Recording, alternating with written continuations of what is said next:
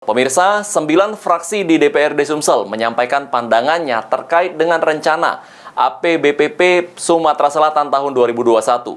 Di antara 9 fraksi tersebut, fraksi Partai Golkar cukup menyoroti tentang pembangunan infrastruktur di Sumatera Selatan saat ini yang masih belum merata.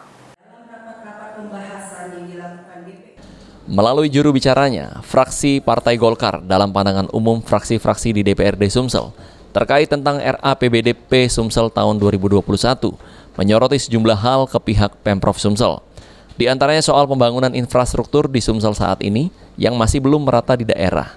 Oleh karenanya, pemerintah provinsi harus menuntaskan pembangunan jalan yang jadi tanggung jawab pemerintah provinsi.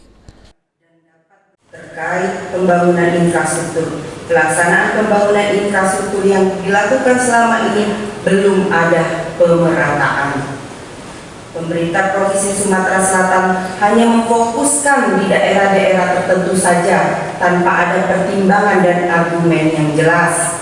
Untuk itu, fraksi Partai Golkar juga menegaskan agar pemerintah provinsi terlebih dahulu menyelesaikan jalan-jalan yang menjadi prioritas program yang merupakan jalan provinsi dan memang menjadi kewajiban Provinsi Sumatera Selatan. Selain itu juga, fraksi Partai Golkar pun menginginkan kepada pemerintah Provinsi Sumatera Selatan untuk kembali melakukan program pemutihan pajak kendaraan, dikarenakan saat ini masih dalam kondisi pandemi COVID-19.